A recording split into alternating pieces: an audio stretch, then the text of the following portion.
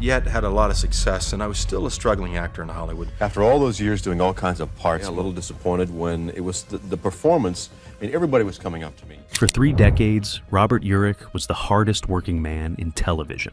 Starring in a record-breaking 15 series, he was the handsome hero who never missed a day of work.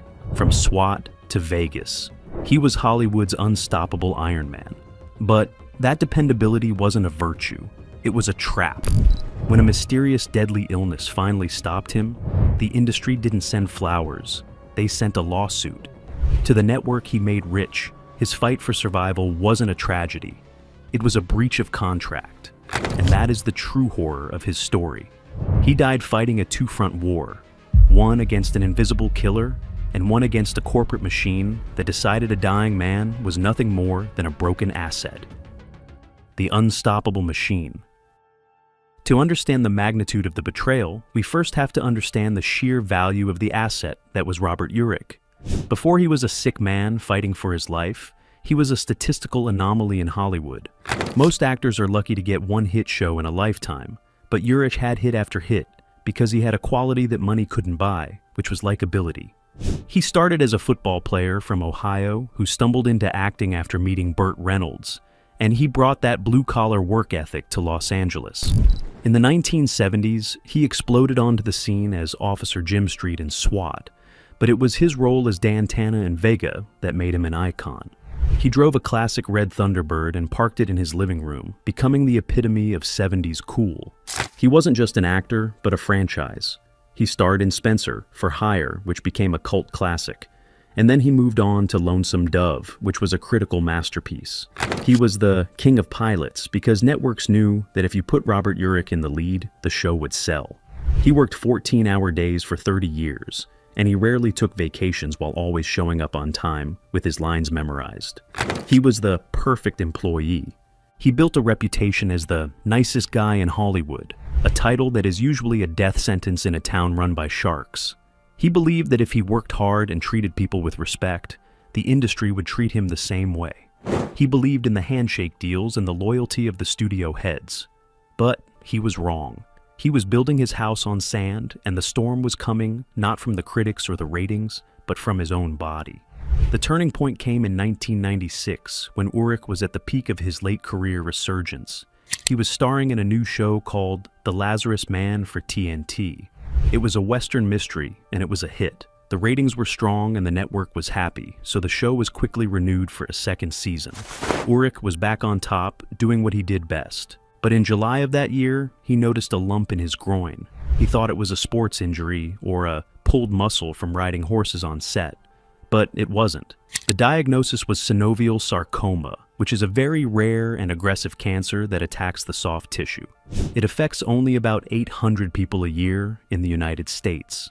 This is where the story turns from a medical drama into a corporate thriller. Urich did the honorable thing.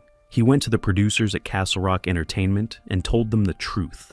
He told them he had cancer, but he also told them he was going to fight it.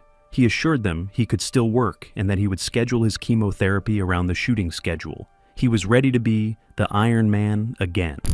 Castle Rock's response was swift and brutal. They didn't rewrite the schedule to accommodate him, and they didn't pause production to let him heal. Instead, they canceled the show. Let that sink in, because the cruelty of this decision is breathtaking. The show was a hit and it had already been renewed, but the moment the lead actor became a liability, they killed it. They claimed that Urich couldn't perform, but Urich said they never even asked his doctors. They just saw the word cancer and pulled the plug because they feared the insurance premiums would rise or that he would slow down production. Urich was devastated. He felt betrayed by the industry he had served for decades. In a move that was very uncharacteristic for the nice guy, he sued Castle Rock for $1.5 million, claiming breach of contract and discrimination. He said, "There's really a law against what they did. They found out I had cancer and they just canceled the show." It was a brave stand, but it showed the world the cold reality of the business.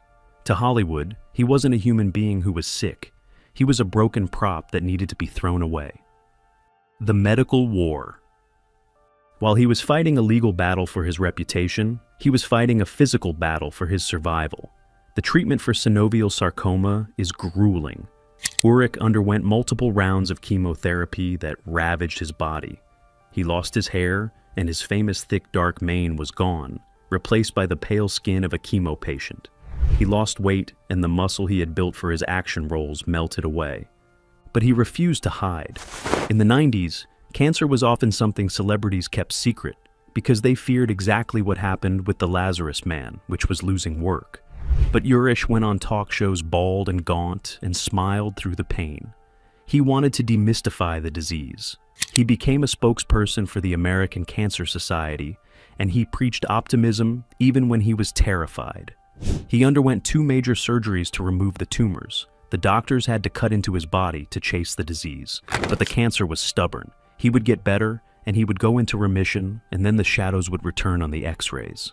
Despite the betrayal by Castle Rock, Urich clawed his way back to work. In 1998, he was declared cancer-free, and he immediately signed up to star in The Love Boat, The Next Wave. He played the captain. It was a lighter role and less physically demanding than a Western, but it was a statement. He was proving to the industry that he wasn't dead yet. He was proving that you could hire a cancer survivor and still make money. He even went to Broadway and starred as Billy Flynn in Chicago. Imagine the stamina required to do a Broadway musical 8 times a week while your body is recovering from chemo. He did it because he had to.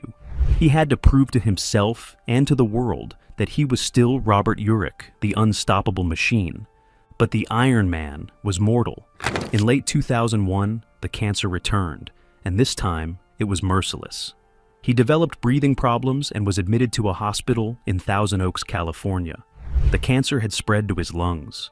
The man who had survived 15 TV cancellations and a multi-million-dollar lawsuit could not survive this. On April 16, 2002, Robert Urich died. He was only 55 years old.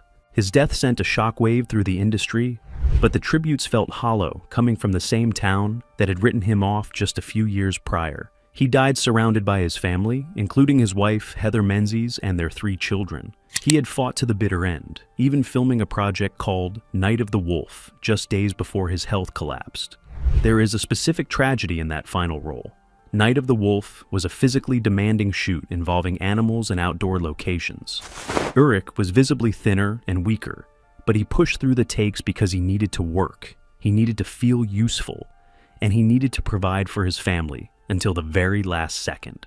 He literally worked until he died, a testament to his ethic, but also a damning indictment of an industry that demands everything from its stars. His funeral was a tearful goodbye to one of the last true gentlemen of the screen. Burt Reynolds, the man who discovered him, gave the eulogy. He broke down sobbing, unable to finish his speech because the loss was so profound. It was a moment of raw humanity in a city of plastic. The hypocrisy of the eulogy. It is important to pause here and look at the hypocrisy that surrounded his passing. The same executives who deemed him uninsurable and the same producers who canceled his show were suddenly issuing statements about what a great loss his death was. When Robert Urich was alive and sick, he was a liability on a balance sheet. When he was dead, he was a legend to be mourned. This is the dark cycle of Hollywood. They love a tragedy because it sells magazines and boosts ratings, but they hate the messy reality of a sick human being who needs time off. Urich's lawsuit against Castle Rock was settled quietly, likely with a non-disclosure agreement attached. We will never know the exact terms, but the fact that he had to sue at all while fighting cancer remains a stain on the industry. It proved that loyalty in Hollywood only flows one way. You give them your health, your youth, and your talent. And in return, they give you a contract that they can shred the moment you become inconvenient. The tragedy of the Urich family didn't end in that cemetery, because it was as if a dark cloud had settled over the household, waiting for its next victim. The love story between Robert Urich and Heather Menzies was legendary. They met in 1974 while filming a commercial for Libby's corned beef hash. She was famous in her own right, having played Louisa Von Trapp in The Sound of Music. They were married for 27 years, which is an eternity in Hollywood. Heather was his rock. When he was diagnosed, she was the one driving him to appointments, and she was the one fighting with the lawyers. She was the one who held the family together when the checks stopped coming from the Lazarus Man. After he died, she dedicated her life to his legacy. She established the Robert Urich Foundation for Cancer Research, and she spent years raising money to fight the disease that took her husband. She was a survivor herself, having beaten ovarian cancer years before. She thought she had paid her dues to the disease. She thought the family had suffered enough. But in November 2017, 15 years after Robert's death, Heather started feeling dizzy. She thought it might be stress or just aging. She went to the doctor for a checkup. The diagnosis was a death sentence: glioblastoma multiforme, brain cancer. It was terminal and it was aggressive. Unlike Robert's long 6-year battle, Heather's end was shockingly swift. Just 4 weeks after her diagnosis, on Christmas Eve of 2017, Heather Menzies died. She was 68 years old. Her son, Ryan Urich, said, "She was not in any pain, but nearly 4 weeks after her diagnosis of terminal brain cancer, she had enough and took her last breath." It felt like a cruel joke. The couple who had given so much to cancer research, who had fought so hard to save others, were both consumed by the disease. Robert was taken by a rare soft tissue cancer, and Heather was taken by an aggressive brain cancer. The Urich children, Ryan, Emily, and Allison, were left orphans, having watched both parents wither away in hospital beds. The unbreakable bond. There is a haunting sadness to the Urich story because it exposes the fragility of the good life. Robert and Heather did everything right. They were faithful to each other, they were good parents, they were charitable, and they were hardworking. They didn't do drugs and they didn't have scandals. They were the model American family. And yet, they were destroyed. But in that destruction, there is a powerful lesson about resilience. Robert Urich's lawsuit against Castle Rock wasn't just about money, it was about dignity.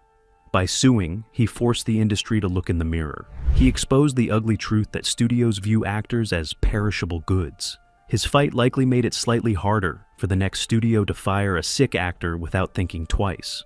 His children have carried on that legacy. His son Ryan didn't become an actor, he became a doctor. He is an infectious disease specialist and an oncologist. He saw what the doctors did for his father, and he decided to join the fight on the front lines. He couldn't save his dad, but he is saving others. That is the ultimate victory over the disease. This legacy extends beyond medicine and into the very fabric of how we view celebrity struggle. Robert Urich showed us that the invincible characters on screen are played by vulnerable humans who bleed just like the rest of us. He stripped away the veneer of Hollywood invulnerability by showing his bald head and his scars to the world, refusing to let the industry shame him into hiding. The bond between Robert and Heather remains the emotional core of this tragedy, because even in death, they seemed connected. Heather spent 15 years keeping his memory alive, almost as if she was waiting to rejoin him. Their story isn't just about the darkness of cancer or the cruelty of Hollywood, but about the enduring strength of a partnership that weathered the worst storms imaginable. They proved that you can lose your health and you can lose your career, but you cannot lose the love that built the foundation of your life.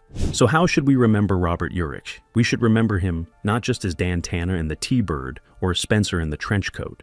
We should remember him as the man who stood up to the machine. He was the disposable hero who refused to be thrown away. He proved that you can lose your hair, lose your show, and lose your health, but you don't have to lose your character. The story of Robert and Heather is a tragedy, yes. It is awful that they both died too young and in such painful ways. But it is also a love story that survived the meat grinder of Hollywood. They stayed together when the cameras were off and the money was gone. Hollywood may have canceled his show, but it couldn't cancel his impact. Robert Urich died fighting, and in a town full of fake tough guys, he was the real deal. What do you think about the way Castle Rock treated Robert Urich? Do you think Hollywood has changed its ways regarding 6 stars? Or is it just as ruthless today? Let us know in the comments below. And if you want more stories about the dark side of entertainment history, make sure you hit that subscribe button. Thanks for watching.